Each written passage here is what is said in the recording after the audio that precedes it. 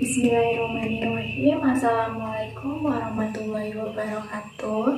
Salam sejahtera bagi kita semua. Yang terhormat, selaku dosen mata kuliah landasan pendidikan di SD, serta teman-teman yang saya banggakan. Pada hari ini saya Eka Mei Florensa dari Fakultas Keguruan dan Ilmu Pendidikan, program studi Pendidikan Guru Sekolah Dasar semester 5 akan menyampaikan topik pembicaraan tentang landasan pendidikan. Nah, subtema dalam landasan pendidikan yang akan saya sampaikan yaitu yang pertama pengertian landasan pendidikan, yang kedua fungsi pendidikan, yang ketiga jenis-jenis landasan pendidikan. Nah, yang pertama kita akan membahas pengertian landasan pendidikan.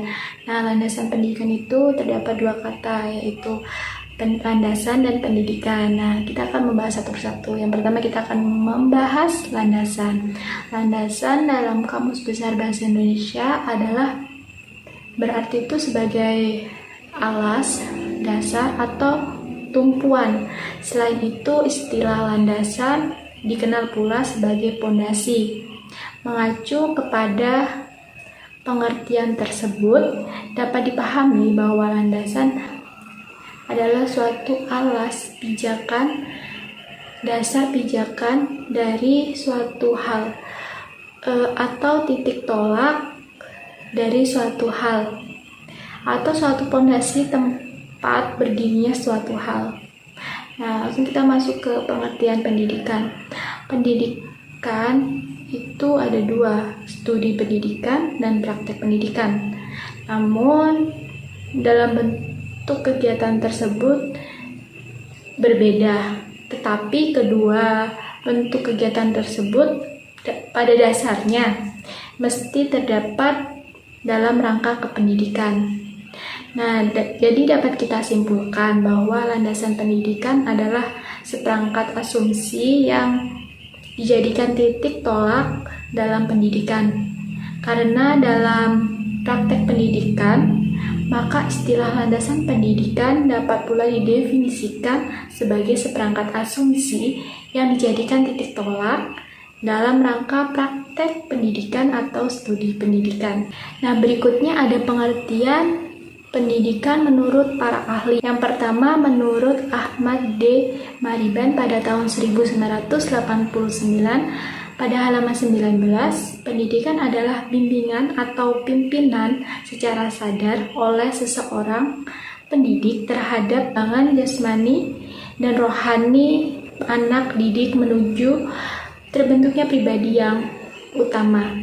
Nah, yang kedua, menurut At-Tafsir pada tahun 2004 pada halaman 27 menyatakan bahwa pendidikan adalah bimbingan yang diberikan kepada seseorang agar berkembang secara maksimal. Yang ketiga, menurut John Dewey pada tahun 1959 menyatakan pendidikan adalah suatu proses pembaruan makna pengalaman. Hal ini mungkin akan terjadi dalam pergaulan biasa atau pergaulan orang dewasa dengan orang muda, mungkin pula terjadi secara sengaja dan dikembangkan untuk menghasilkan keseimbangan sosial. Fungsi landasan pendidikan. Nah, fungsi landasan pendidikan ini bisa kita bayangkan atau bisa kita contohkan seperti bangunan. Contohnya bangunan madrasah pendidikan akan berdiri tegak apabila bangunan tersebut didirikan dengan tumpuan atau landasan yang kokoh. Jika tidak kokoh, apalagi jika gedung madrasah tersebut didirikan dengan tidak bertumpuan pada landasan yang semestinya, maka gedung madrasah tersebut tidak akan kuat untuk dapat berdiri tegak. Mungkin gedung itu bisa miring, retak-retak, sehingga akhirnya runtuh berantakan. Demikian pula pendidikan. Pendidikan yang diselenggarakan dengan suatu landasan yang kokoh, maka prakteknya akan mantap. Lalu benar dan baik relatif tidak akan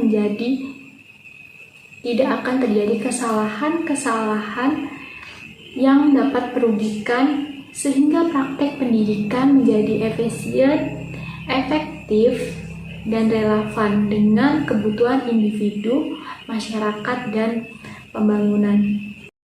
Jadi dapat kita simpulkan dari contoh bangunan madrasah tersebut bahwa fungsi landasan pendidikan itu sebagai titik tolak atau acuan bagi para pendidik atau guru dalam rangka melaksanakan praktek pendidikan atau studi pendidikan. Di samping itu, landasan pendidikan memiliki kegunaan untuk menghindari terjadinya berbagai kesalahan, baik dalam rangka praktek kependidikan maupun memahami dan membangun wawasan. Berikutnya kita masuk ke jenis-jenis landasan pendidikan. Nah, jenis-jenis dalam landasan pendidikan ini ada 4. Yang pertama, landasan religius pendidikan. Yang kedua, landasan filosofi pendidikan. Yang ketiga, landasan ilmiah pendidikan. Yang keempat, landasan hukum atau landasan yuridis. Nah, yang pertama tadi ada landasan religius pendidikan adalah asumsi yang bersumberkan dari ajaran agama yang menjadi titik tolak dalam pendidikan. Contohnya, carilah ilmu sejak dari buayan hingga liang lahat, maksudnya liang lahat hingga meninggal dunia. Nah, ada juga dari al-hadis, bertitik tolak kepada al-hadis.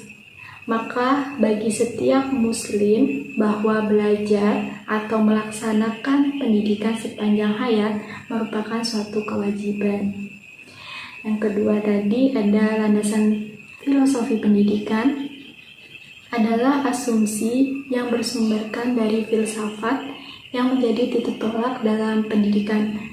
Ada berbagai aliran filsafat, antara lain ada idealisme, realisme, praktisme, dan Pancasila. Terdapat berbagai disiplin ilmu seperti fisiologi, sosiologi, ekonomi, antropologi, sejarah, dan biologi.